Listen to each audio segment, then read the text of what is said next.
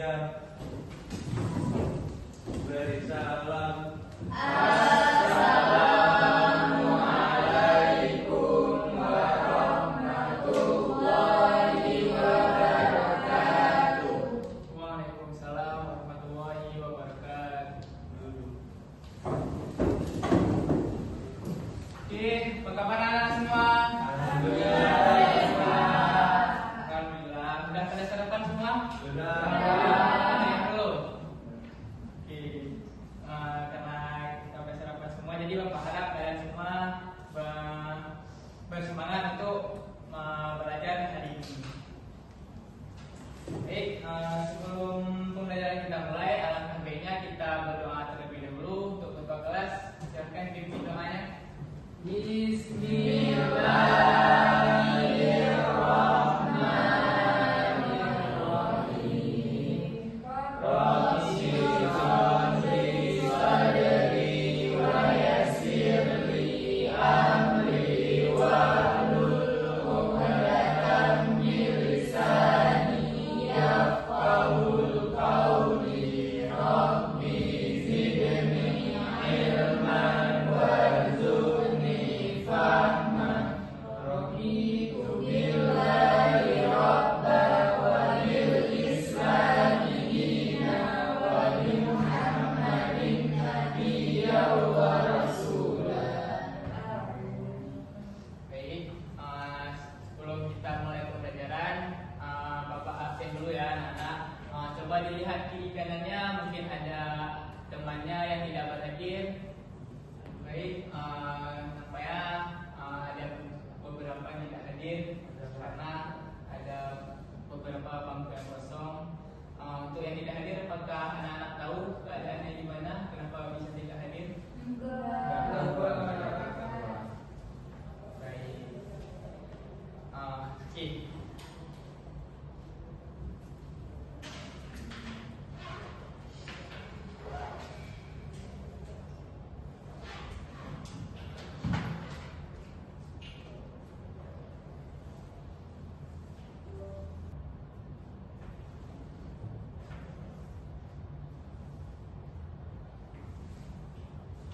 Oke, baik. Sebelumnya, jadi hari ini kita bakal mempelajari tentang yaitu namanya hidrosfer. Sebelum kita masuk ke isi materinya, Bapak akan menjelaskan dulu tujuan dari pembelajaran kita hari ini. Jadi tujuan pembelajaran kita pada hari ini yaitu peserta didik itu mampu menjelaskan konsep hidrosfer dan siklus air dengan tepat setelah mengamati ilustrasi dan video. Nah, yang kedua, anak-anak mampu membedakan macam-macam dari siklus hidrologi. Kemudian yang ketiga yaitu anak-anak mampu mengaitkan materi hidrosfer dengan kehidupan sehari-hari. Sebelum kita lanjut, apa yang ada di pikiran anak-anak ketika mendengar kata air? Hujan. Hujan. Ada air, sungai, sumur. Nah, biasanya air di bumi ini kita gunakan untuk apa tuh? Minum. Ada yang untuk minum, ada yang cuci, betul. Nah, dari yang di depan yaitu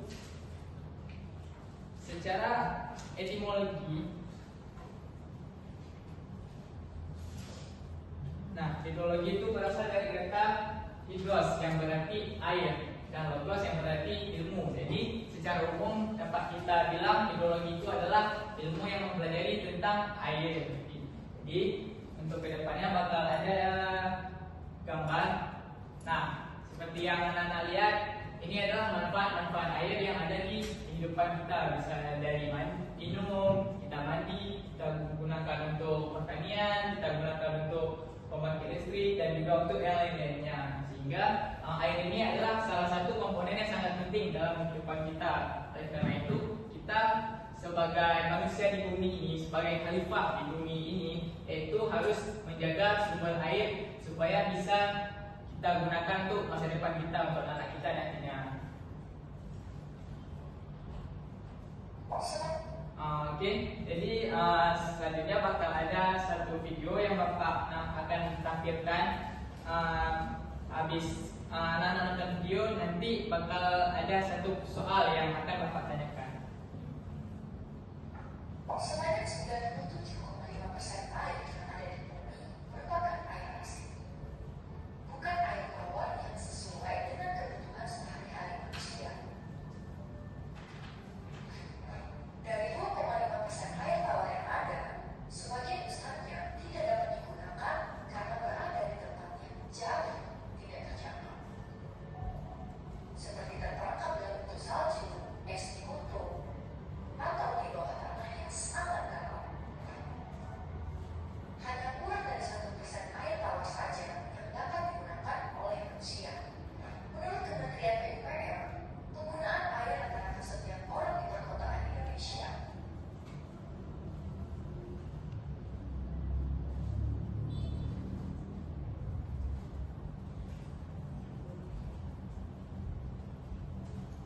Maafkan anak, sepertinya ada kesalahan jaringan.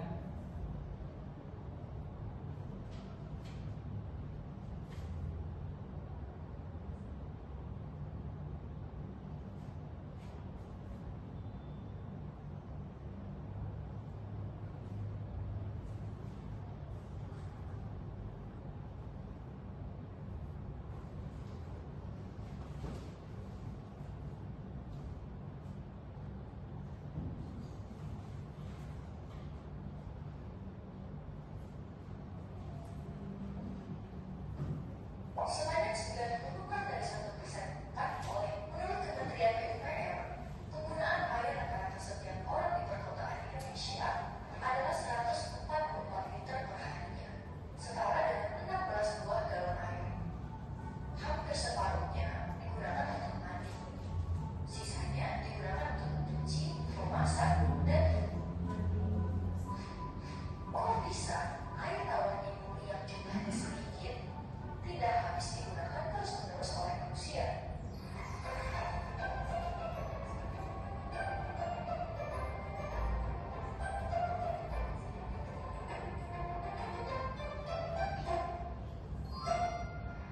Air merupakan komponen penting dalam kehidupan. Sebagian besar tubuh makhluk hidup terdiri dari air. Contohnya tubuh manusia yang 70%-nya merupakan air. Oleh karena itu, kita sering sekali minum air. Selain itu, air juga digunakan untuk membersihkan tubuh, mencuci pakaian, dan memasak. Air tidak selalu berbentuk cairan. Ketika didinginkan, air akan berbentuk menjadi es yang padat. Apabila air dipanaskan, maka akan menjadi uap air yang tidak terlihat oleh mata. Begitu banyak, air dapat berbentuk cairan seperti yang terdapat di bawah tanah dan mengalir di sungai, atau berbentuk padat seperti yang terdapat pada salju dan es di kutub, ataupun berbentuk uap air saat terkena sinar matahari yang panas. Seluruh proses perubahan bentuk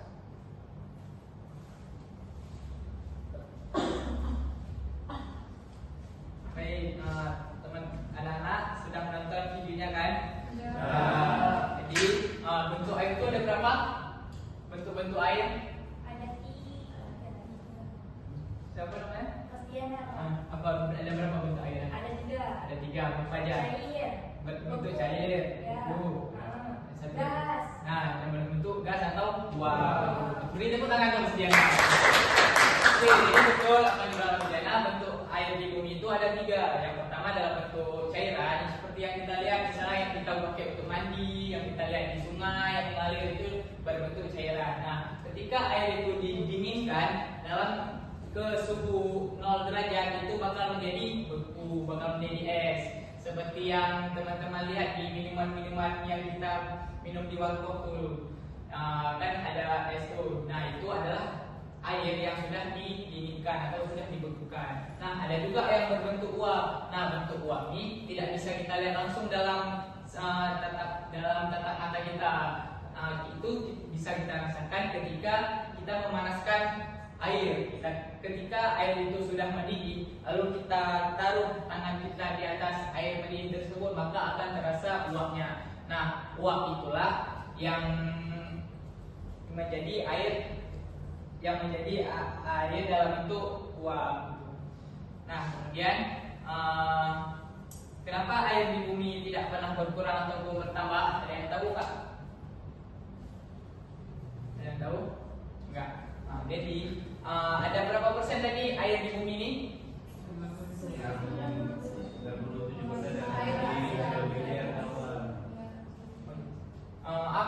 jadi perbandingan antara air dengan daratan itu berbanding 3:1, yaitu airnya 3 sementara daratannya 1, sehingga bisa kita bilang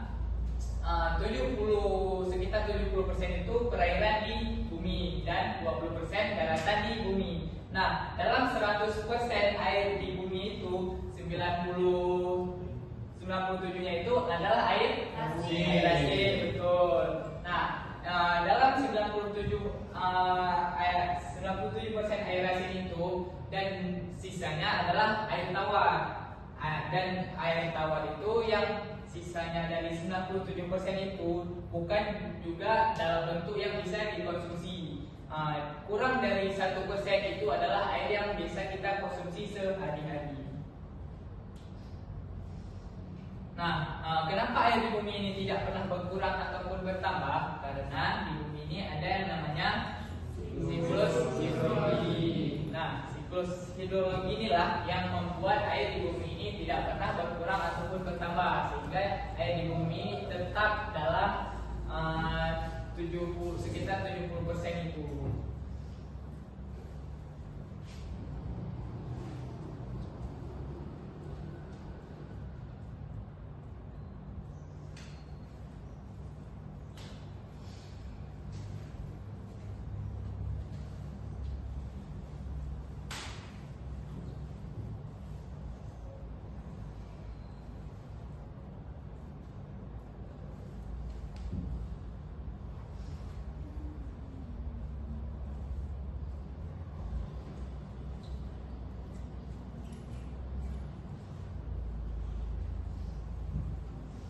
Oke, bakal kita lanjut. Jadi siklus hidrologi ini ada beberapa komponen seperti yang ditampilkan di gambar. Mungkin tampilannya agak kurang jelas karena agak sedikit ada gangguan di jaringan. Jadi teman-teman bisa lihat nih, Bapak zoom sedikit.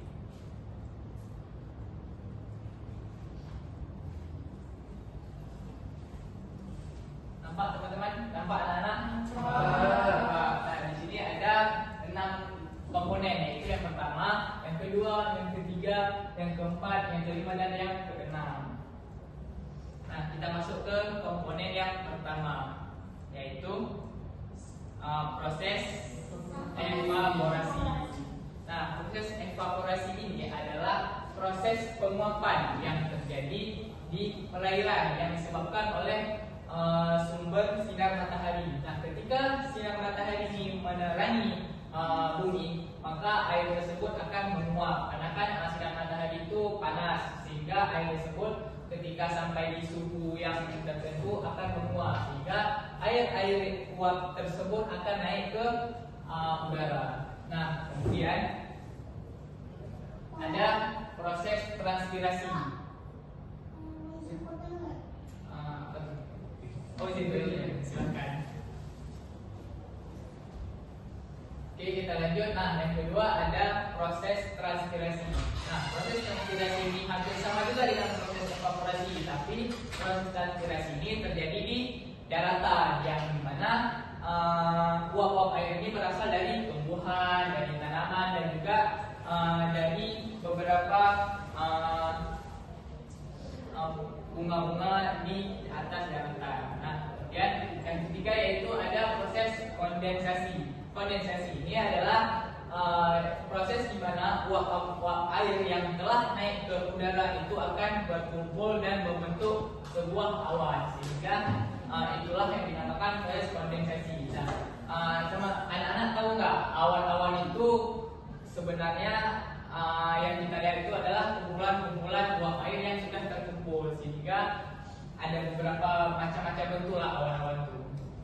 Nah, kemudian awan uap air yang sudah membentuk awan itu akan terjadi yang namanya adveksi. Adveksi ini adalah pergerakan awan dari dataran rendah ke dataran yang lebih tinggi. Ada yang tahu nggak kenapa awan itu bergerak ke dataran yang lebih rendah, ke dataran yang lebih tinggi?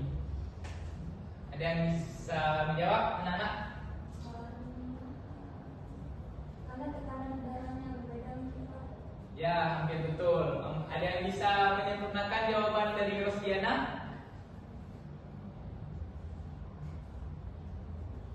Ayo. 1, 2, 3, 4, 5. Oke, mungkin tidak ada. Jadi hampir betul yang dibilang apa yang dibilang oleh Rosdiana itu adveksi adalah terjadi karena perbedaan suhu tekanan udara. Nah, adveksi ini adalah pergerakan uap air atau awan yang sudah uap air yang sudah membentuk awan itu ke dataran yang lebih tinggi dikarenakan perbedaannya tekanan udara dari tanaman dan juga dari beberapa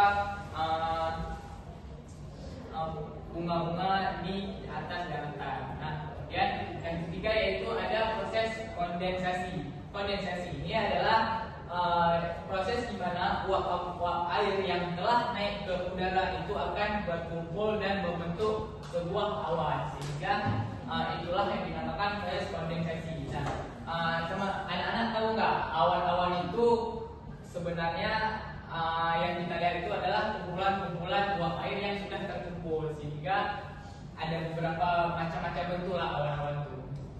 Nah, kemudian awan uap air yang sudah membentuk awan itu akan terjadi yang namanya adveksi. Adveksi ini adalah pergerakan awan dari dataran rendah ke dataran yang lebih tinggi. Ada yang tahu nggak kenapa awan itu bergerak ke dataran yang lebih rendah ke dataran yang lebih tinggi? Ada yang bisa menjawab, anak-anak? Karena tekanan udaranya berbeda mungkin Pak. Ya, hampir betul. Ada yang bisa menyempurnakan jawaban dari Rosdiana?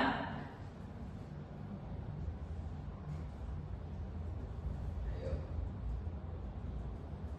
1, 2, 3, 4, 5. Oke, mungkin tidak ada. Jadi hampir betul yang dibilang apa yang dibilang oleh Rosdiana itu adveksi adalah terjadi karena perbedaan suhu tekanan udara. Nah, adveksi ini adalah pergerakan uap air atau awan yang sudah uap air yang sudah membentuk awan itu ke dataran yang lebih tinggi dikarenakan perbedaannya tekanan udara dan juga karena adanya angin laut. Nah, angin laut ini karena angin laut ini bergerak karena adanya suhu yang lebih panas di daratan, sehingga angin laut itu bergerak ke arah daratan. Nah, oleh karena itu, karena bergerak ke arah daratan, dia otomatis akan bergerak ke tempat yang lebih tinggi. Nah, itulah yang dinamakan adveksi. Adveksi itu ya pergerakan uap air ke arah dataran yang lebih tinggi. Nah, kemudian setelah awan itu tersebut berada di dataran yang lebih tinggi, terjadilah yang namanya pendinginan. Nah, setelah pendinginan, uap air awan-awan itu tidak lagi sanggup menahan air yang terkandung di dalamnya, sehingga terjadilah yang namanya hujan. Nah, hujan itu jatuh ke bawah karena adanya tarikan gravitasi. Nah, dalam bahasa hidrologi itu dinamakan presipitasi. Nah, setelah awan tersebut jatuh ke dataran, sebagian ada yang mengalir di atas permukaan tanah. Ya, itu dinamakan namanya runoff. Nah, jadi aliran air yang mengalir di atas permukaan itu dinamakan runoff. Nah, ada juga air yang menyerap ke dalam tanah, air yang masuk ke dalam tanah karena tanah itu kan ada pori-porinya, sehingga air tersebut masuk ke dalam tanah. Nah, air yang masuk ke dalam tanah itu dinamakan infiltrasi. Nah, setelah air itu masuk ke dalam tanah sehingga membentuk aliran air bawah tanah yang dinamakan yaitu perkolasi. Nah, perkolasi ini aliran air bawah tanah yang mengalir ke sumber air kembali seperti sungai, laut dan sebagainya. Sampai di sini apakah ada yang ingin ditanyakan anak-anak? Ada Pak. Apa tuh? Jadi Pak, terjadi penguapan kan juga lebih banyaknya di lautan. Nah, ketika terjadi hujan kan ada infiltrasi. Nah, apakah ada kemungkinan air yang terinfiltrasi itu akan tetap asin ataupun jadi tawar? Oke, jadi pertanyaan Mas Diana itu setelah terjadinya hujan dan air tersebut masuk ke dalam tanah, apakah air tersebut akan tawar atau asin itu? Oke, anak-anak pernah merasakan air hujan nggak? Pernah minum air hujan langsung nggak? Ada, pernah. Itu rasanya apa? Ada asin. Tawar. Tapi ada asin. Ada yang tawar, ada yang asin. Ada asinnya. Oke, jadi air hujan itu karena setelah mengalami penguapan itu air tersebut akan menjadi tawar sehingga air yang hujan yang jatuh ke bumi itu menjadi tawar. Nah, air yang asin tersebut ialah air yang terkena polutan di udara sehingga ada orang tua kita bilang dulu kalau bisa hujan pertama itu nggak boleh mandi karena tunggu polusinya dulu jatuh ke dibersihin oleh hujan, makanya air tersebut asin. Mungkin siapa namanya?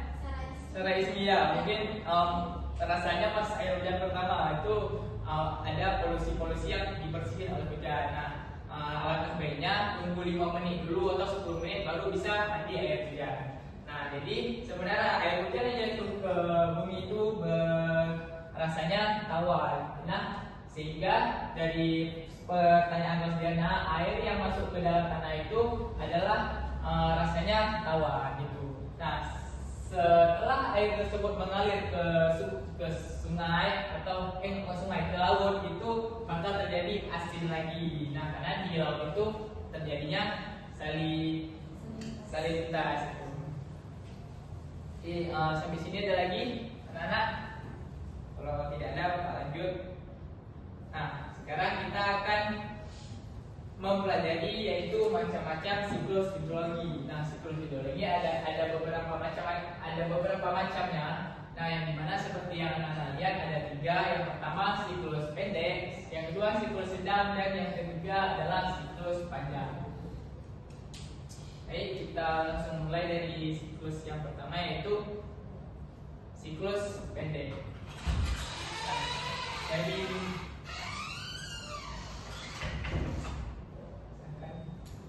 Nah, dari yang anak-anak lihat mungkin bisa ambil kesimpulan langsung nggak? Proses terjadinya hujan. Ya, kenapa ini dibilang siklus pendek? Ada yang bisa menjawab?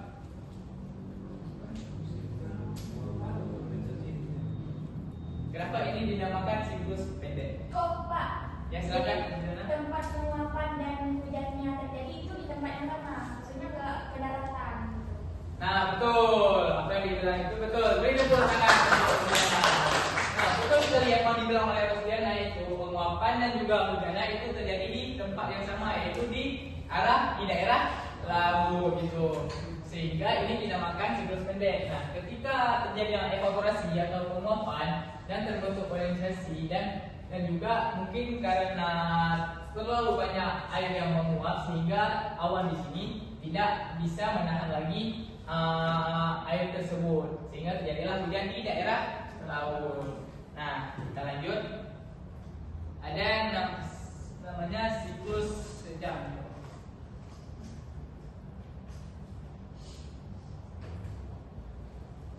Nah, kemudian ada yang namanya siklus sedang. Nah, siklus sedang ini bedanya sama yang pendek tadi itu terjadi hujannya di daratan. Nah, seperti yang tadi Bapak jelaskan, yang pertama ada penguapan yaitu evaporasi di daerah laut dan terjadinya kondensasi, kemudian awan tersebut terbawa oleh angin yang dinamakan atraksi sehingga di daratan itu terjadilah presipitasi. Nah, setelah terpresipitasi air tersebut mengalir ke bawah tanah yang dinamakan infiltrasi. inilah yang dinamakan siklus sedang. Jadi siklus sedang ini airnya menguap dan awannya bergerak ke daratan, lalu terjadilah hujan di daerah daratan. Nah, bedanya sama siklus panjang apa? Nah, seperti yang bisa anak-anak lihat, siklus panjang ini siklusnya yaitu panjang, sehingga pertama terjadinya penguapan oleh laut dan juga penguapan oleh daratan. Kemudian terbentuknya awan di udara, lalu dibawa oleh angin ke arah daratan. Nah, di arah daratan tuh karena air tersebut awan tersebut sudah tidak bisa menampung lagi airnya, terjadilah presipitasi. Tetapi karena masih ada sisa-sisa air di dalam awan tersebut, dibawa lagi awannya oleh angin, sehingga di atas dataran tinggi itu terjadi pendinginan di titik 0%, 0 derajat, sehingga terjadilah turun salju seperti yang anak-anak lihat di sini. Di gunung ini terjadi turun salju. Nah, setelah terjadinya turun salju ini kembali lagi ke dalam tanah. Mungkin setelah airnya mencair itu bakal masuk lagi ke dalam tanah yang dinamakan infiltrasi, dan ada juga yang mengalir di atas permukaan tanah.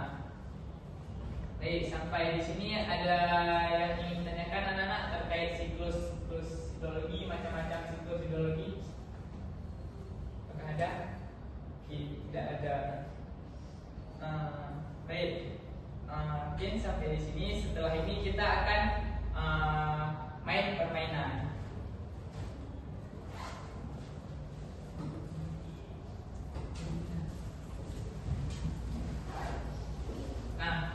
Di sini Bapak ada siapkan kertas.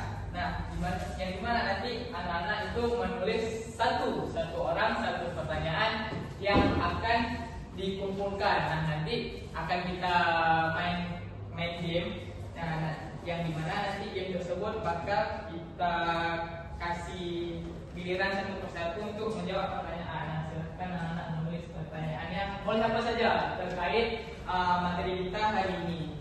Terkait siklus hidrologi, pertanyaan boleh apa saja terkait siklus hidrologi.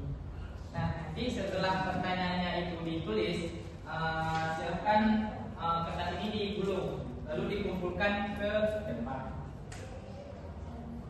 Ada yang nggak paham anak-anak? Ada yang nggak paham terkait permainannya? Untuk sekarang silahkan anak-anak tulis pertanyaannya terlebih dahulu.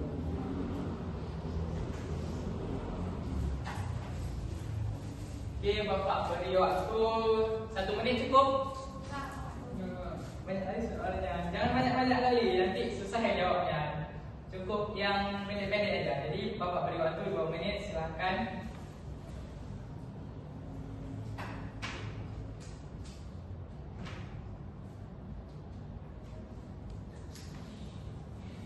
Kalau sudah pertanyaannya mohon digulung ya. Kalau sudah tulis pertanyaan mohon digulung. Tidak, yang bekas saya pun.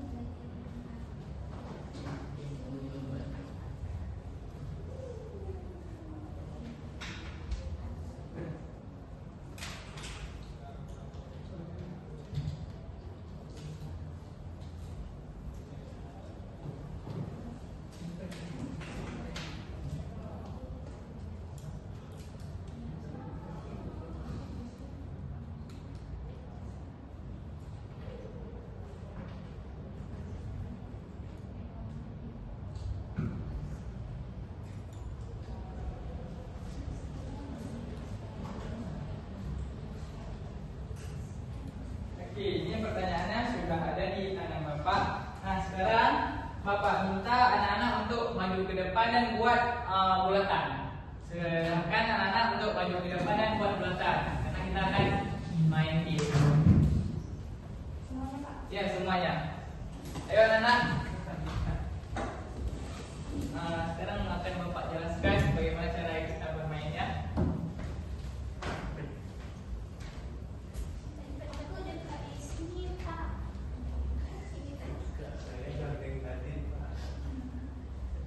Oke, nah di sini bakal ada bola juga. Nah, nanti ketika Bapak memutarkan sebuah musik, silakan anak-anak untuk mengoper bolanya ke teman sampingnya. Jangan sampai berhenti. Nah, ketika nanti Bapak matikan musiknya dan jika ada yang memegang di terakhir musiknya itu berhenti, maka itulah yang akan menjawab pertanyaan dari yang sudah anak-anak kumpulkan tadi. Paham? Paham.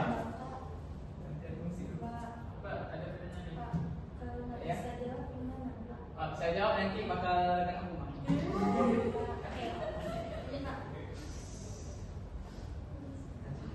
Makanya tadi seharusnya diperhatikan materinya.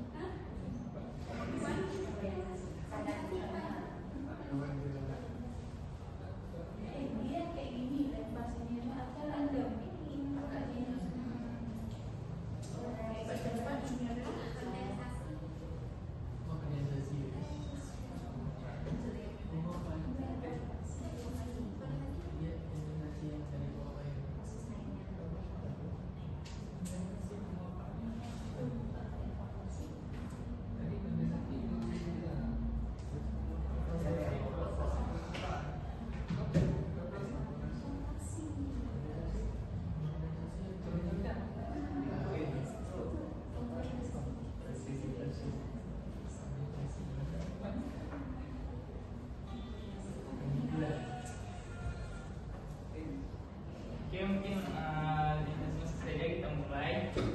Ini Bapak-bapak putar musiknya, bolanya tuh tolong dioper-oper terus sampai musiknya berhenti. Nah, silakan 1, 2, 3.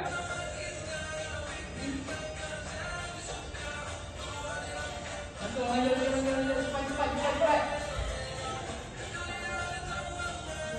Nah, siapa lagi?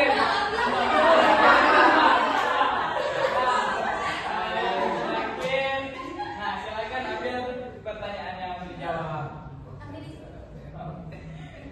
Nah, silakan dibuka.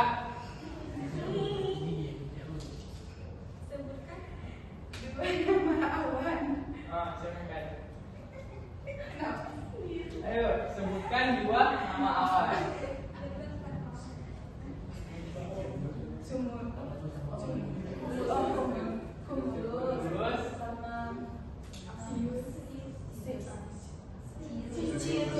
Sirus sama Sirus. Apakah betul?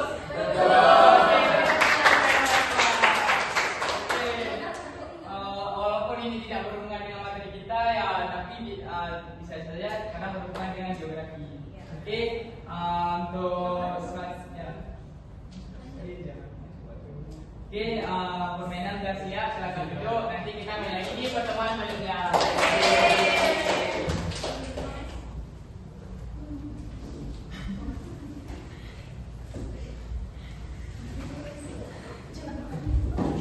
Oke, gimana anak-anak hari ini? Seru? Oke, karena waktu tidak cukup lagi untuk kita lanjut materinya, cukup sampai di sini saja. Nah, anak-anak silakan baca-baca lagi terkait materi yang sudah Bapak berikan tadi. Bisa anak-anak cari di kehidupan sehari-hari, bisa anak-anak cari di internet dan juga di buku-buku sekolah. Nah, untuk hari ini bagaimana pembelajarannya? Kalau disuruh nilai 1 sampai 10 berapa? 9. Oke, mungkin sampai di sini saja. Oleh karena itu sudah sampai di penghujung pembelajaran kita. Bakal kita tutup dengan doa kifaratul majelis yang akan dipimpin oleh ketua kelas.